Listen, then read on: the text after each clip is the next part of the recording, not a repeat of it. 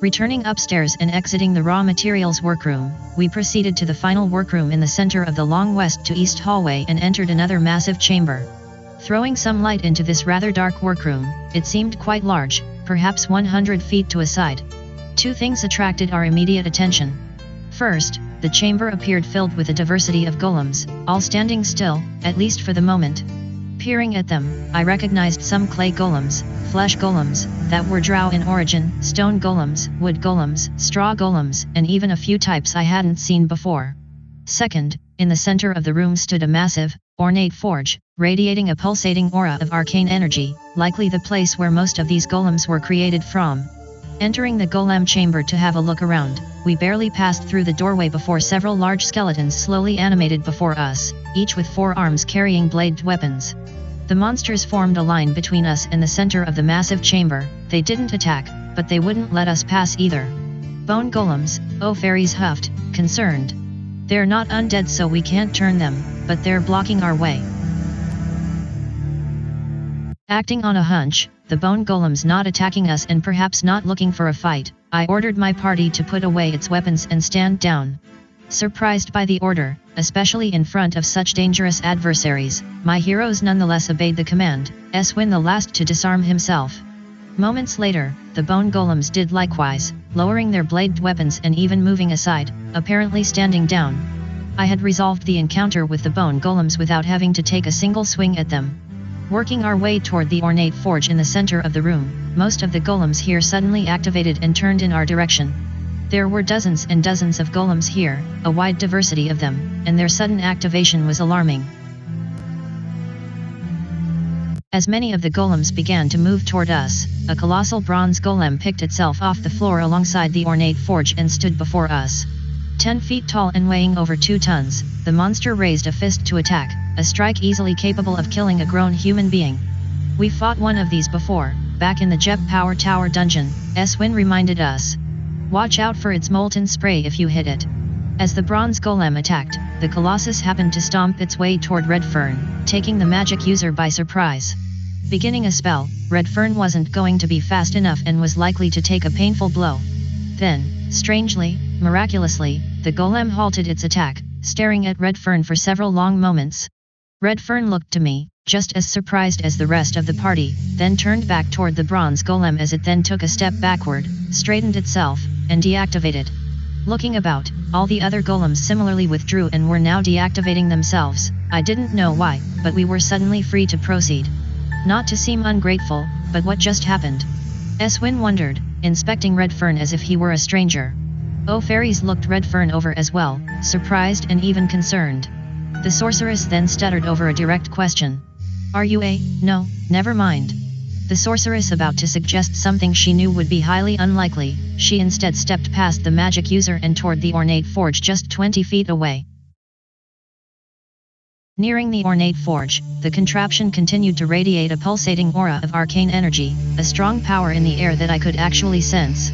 Certainly, this is where the various golems throughout the chamber were manufactured, put together and otherwise imbibed with their magical auras, and I was both fascinated and terrified by the forge.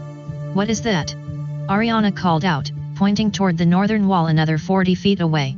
What appeared to be a massive stone clock stood nearby against the far wall, something extremely out of place here and hence the next object for discovery. Approaching the clock, it appeared over 20 feet tall and rested upon an altar of magical stone, the odd device deeply intriguing and yet warning us to keep our distance. This is circle magic, Fairies was the first to comment, inspecting the contraption carefully without touching it. And extremely powerful, powerful enough to stop time itself. Is this what's keeping us here in the past? Kartha wisely asked. Most definitely, the sorceress responded with a nod. And we have to destroy it to return to our own time. I am guessing one does not just destroy something cast by the inner circle, Huelsman cynically stated. What's it going to take to break this magic?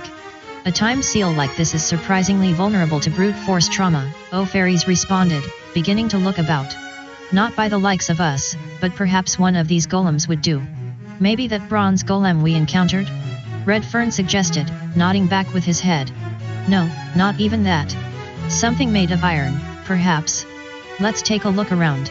Momentarily separating from one another to better search the massive chamber, it didn't take long for us to find a towering iron golem in the far northwestern corner, the party soon congregating back together alongside the object.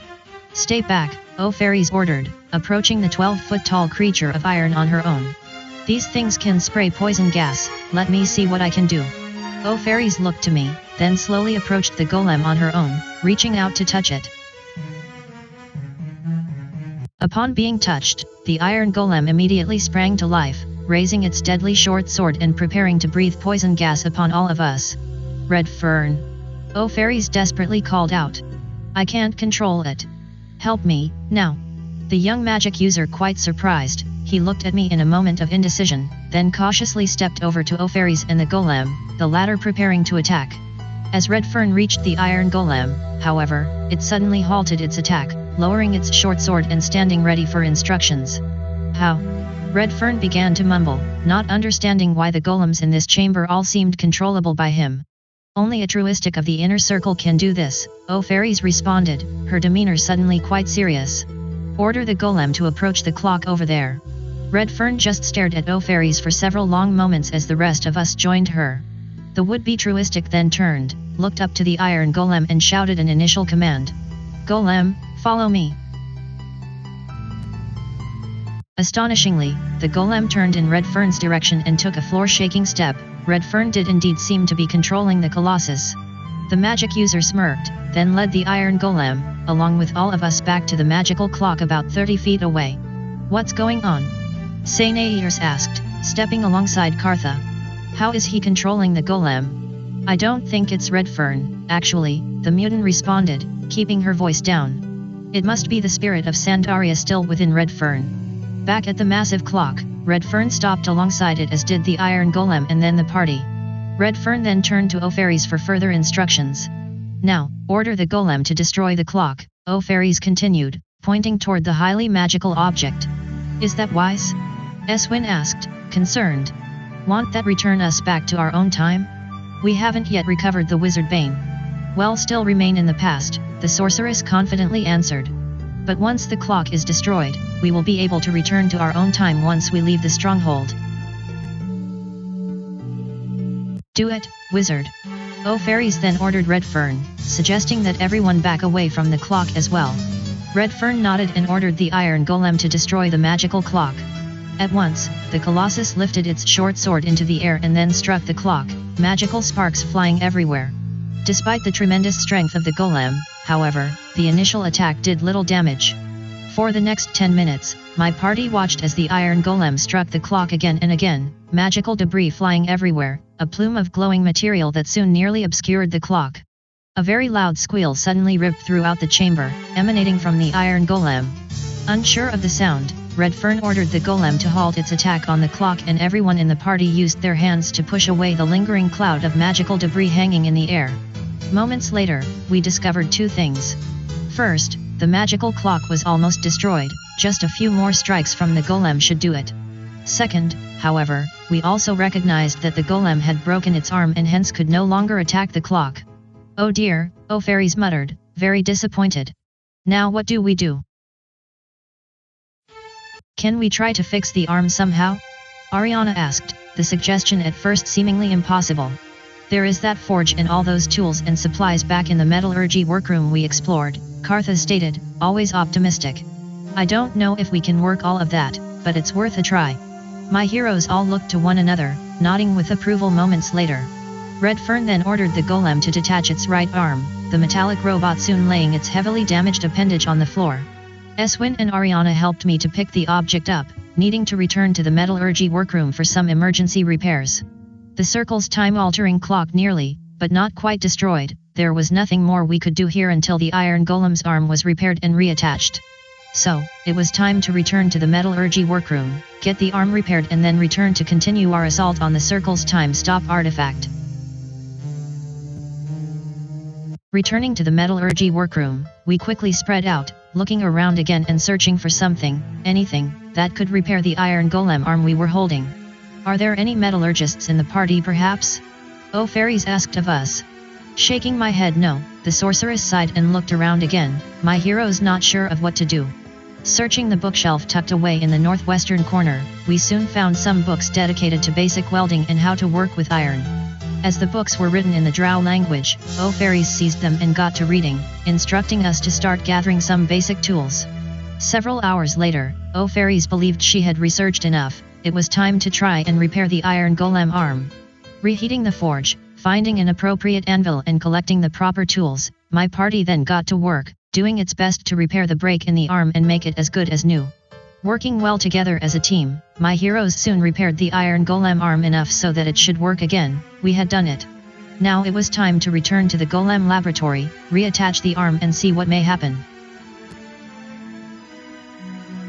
Returning to the golem laboratory, Eswin helped me carefully lay the repaired arm alongside the iron golem. Then, with some appropriate instructions from Redfern, the golem reattached the arm to its torso, picked up its short sword from the floor and began attacking the magical clock again. This time, it only took 4 or 5 blows before the clock exploded in a massive, nearly blinding surge of magical energy, knocking all of us to the floor. Standing back up and turning toward the golem, it appeared destroyed as well, but so was the magical clock. Dusting ourselves off and returning to the clock ruins, Eswin was the first to speak. Is that it? Are we free to return to our own time now? I believe so, fairies answered with a hint of a smile. Once we take that stairway that led us down here back up, we should emerge back in our own time, and this place will be forever lost in time again. Why did the circle do all this in the first place? Sainairs asked, a logical question. From everything we've seen, I believe the circle defeated the drow here but didn't recover the Wizardbane, fairies speculated, her opinion seeming truth. So, they turned the drow into night trolls and locked the stronghold in a time bubble so that only one of their own could return to it in the future. One of their own? Redfern asked, surprised by the comment. Who, here, is a truistic of the inner circle? As if suddenly the epicenter of the universe, all eyes fell upon Redfern, their gaze more than answering his own question. Redfern, it's been you all along, I began, initiating a long overdue conversation. Our return to Lord Robert's tower, the defense against the inner circle and teleportation to Grimtier, your ability to command these golems. The soul of Sandaria resides within you, for now at least, you have the power of a genuine truistic. Redfern was understandably shocked and initially wanted to deny it all. Yet his reason and intellect tempered his instinct to deny what must be the truth, and all the magic user could do was sigh and lower his head. Fear not, my friend, I said as I placed a comforting hand upon Redfern's shoulder. Maybe there is a reason for all of this, a reason why Sandaria chose you. Maybe it's part of a grander plan. I don't feel her whatsoever, Redfern replied, still shocked and confused. If she's there, she hasn't made herself known to me. She's there all right, Eswin stated matter-of-factly. Had it not been for her, we would all be a pile of ash back at that giant dome with the circle. My party agreed, solidifying the truth now within Redfern's mind. Wait, what's this? Ariana called out, interrupting the conversation. Peering through the destroyed magical clock mechanism on the floor, Ariana spotted something and used her new bow to poke through the debris. My heroes joined her and within a minute or so we had revealed a stone stairway leading down. The circle must have placed their clock here to prevent passage below, fairies speculated, intrigued. Perhaps this leads to the Wizardbane? The whole party intrigued now. We spent another 15 minutes or so clearing more of the debris away so we could all safely descend. Pushing past the remains of the magical, and nearly indestructible clock left behind by the circle above, we descended stone steps into another large area, this one dark as well.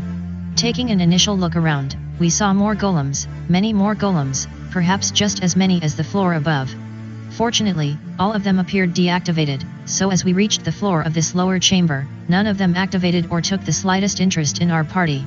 Inspecting the golems as well as the chamber, we suspected that the golems here were older, less capable contraptions that either were no longer needed or perhaps were used as spare parts. Not only were they deactivated but they didn't even seem capable of being activated anymore, all of them asleep in natural silence. Searching the chamber a little more, we then came across a single door in the southern wall, no doorknob or obvious means of opening it but a glowing keyhole to the right of the door. The door is highly magical, fairies began, feeling its surface with her hands. That key we found in the bedroom above should open it. Recognizing the obvious here, I inserted the golden key into the keyhole and gave it a turn.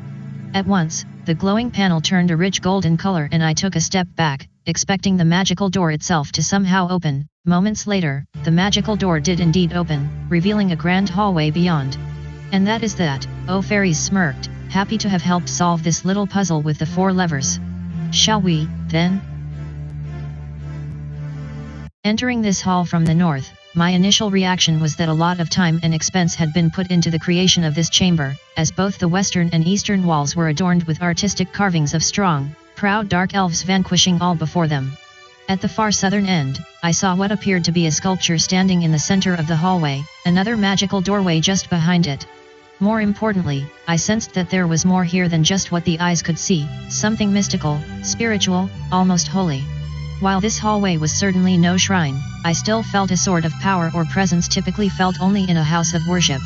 These carvings are the most elaborate I've seen here in Grimtier, Oh Fairies commented after a little while, my heroes continuing to gaze upon the drawings on the walls as we passed by them. If we had the time, I am sure they could tell us much. I sensed that Oh Fairies was right, the carvings told not just one but several stories regarding the Drow and their sad, frustrating experience within Sicelus. Overall, I sensed shame, loss, and rage, an entire humanoid species unjustly banished from society for 10 full centuries. Eswin then bent down, retrieving a blood-stained arrow on the floor. Several more of my party found traces of a recent battle as well. There were no bodies here, but I suspected that combatants were here in the hallway quite recently. The Drow battled someone, or something, down here, Redfern suggested, finding more combat-oriented artifacts lying about. I wonder what happened to them. Disintegrated by the circle most likely, Oh Fairies answered, a bit angry. This is likely where the Drow made a final stand. Noticing something else on the floor, Ariana bent over and picked up what appeared to be an all-white, porcelain dagger. Paying little interest, the elf brushed the dagger off and slipped it into her pack. Meandering our way to the far southern end of the entrance hall, we took a good look at the white sculpture here, resting on a raised dais and standing about 6 feet tall. The statue appeared to depict a young dark elf woman, standing tall against any who would oppose her. A closed door, containing no doorknob or way of being opened, similar to the magical door that allowed us into this hall, sat just 20 feet away further south. I then recognized the sculpture. It was a depiction of the dark elf hero Duni, the survivor, who survived the Age of Damnation and Sisla's banishment and had been worshipped almost like a goddess by the Drow ever since. While the sculpture was intriguing, it appeared that we had reached a dead end here. There was little more we could do or go. How do we open this door? Eswin asked, turning his attention toward it.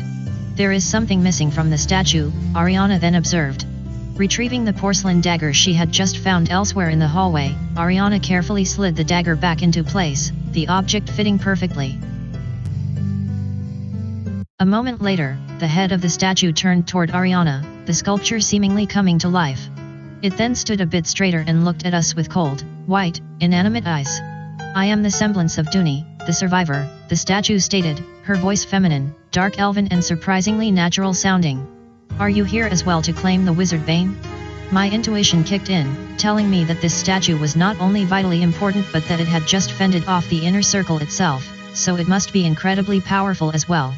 We needed to proceed with extreme caution here. Perhaps recognizing something crucial herself, Oh Fairies turned her back to the sculpture and pulled me aside, whispering her concerns.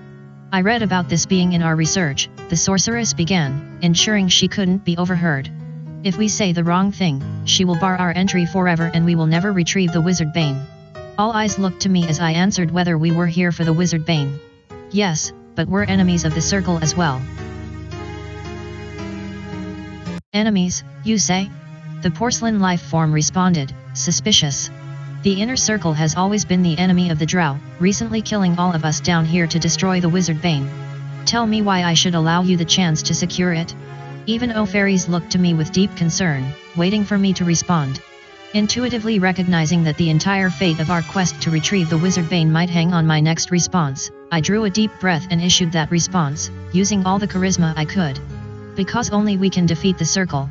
You would destroy the circle, a feat no one has ever even come close to? The white statue responded, likely unconvinced. What makes you believe you can do what centuries of dark elf scheming, sedition and assassination could not? The porcelain statue paused a moment, then glanced upon each of my heroes, continuing the conversation. Who, here, represents this adventuring party, and dares incur my wrath if I so choose? I nodded affirmatively that I was the leader here and that this was my journey to take, come what may. My fellow adventurers agreed, the response once again increasing their trust in me. Then approach, the animated statue commanded. Come, join with me. Unsure of what was about to happen, I slowly stepped toward the semblance of Dooney, soon reaching her. The porcelain woman then reached out and touched my forehead, and suddenly, all went dark. A moment later, I found myself in a completely darkened place, absolutely nothing to look at. Indeed, I wasn't sure if the area was totally dark or if I had been blinded. Either way, I couldn't see a thing. A ghostly being then appeared about 30 feet away, translucent but glowing enough so that I could make out an outline. As the being stepped toward me, it appeared to be an older female dark elf, likely a magic user. Soon she was directly in front of me, a silvery wisp of a humanoid but seemingly alive nonetheless. This is my reality, the ghostly creature began, the voice exactly the same as the porcelain statue that apparently had magically brought me here. I once went by the name of Palin, the translucent spirit continued, speaking directly to me. That was years ago, before I was forever drawn into this vessel to protect the Wizardbane. Several have since asked for it, and the circle tried to take it by force, but all of them failed, as will you if I sense the least bit of malice or selfishness. Fearful of the specter but standing my ground, I watched as the woman reached toward my head and placed her hands around my ears, seemingly sensing for something. You are worthy, the ghostly being finally whispered, nearly shocked. You've also made a mortal enemy of the circle. I couldn't find a better prospect for the Wizardbane. The glowing creature lowered her hands and took a step back, addressing me again a moment later. We built this stronghold 2 decades ago to forge the Wizardbane and use it to one day strike down the inner circle. The blade was secured, but the circle learned of our plans, invaded our stronghold and destroyed everyone. You are now all that is left of our once grand vision. I will soon return you to your friends, the translucent drow continued, my time with her almost at an end. Once I open the door, you will find the Hall of Mirrors, which will test your potential and worthiness in ways you cannot comprehend. If you succeed, then, and only then, will you be rewarded with the Wizardbane. And if I fail? I asked, probably not wanting to know the answer. You and all your friends will join me in this magical nothingness until someone else is able to secure the artifact, so beware. The ageless spirit gently smiled and left me with a little last bit of advice. The mirrors reflect everything you believe to be true, but not, necessarily, what is true. Act correctly and the Wizardbane is all but yours. Act incorrectly, and you will be doomed for, likely, all eternity. Seek the truth, for the truth will set you free. And with that, everything went dark again, the magical bond here breaking and returning my consciousness to the entrance hall. Suddenly back with my adventuring party, they were all very pleased. For them, I had been gone for several hours and they were beginning to fear the worst. What happened? Eswin asked with surprising compassion. Where did you go? Eyeing the white statue, the sculpture no longer animated and totally lifeless now, I opened my mouth to explain. Then, the magical door in the southern wall slowly slid open, allowing our party to pass. Come, I instead commanded with a smile. The Hall of Mirrors awaits. And that's a wrap of episode number 55, Quest for the Wizardbane Part 4. Expect additional episodes every few weeks as the story continues.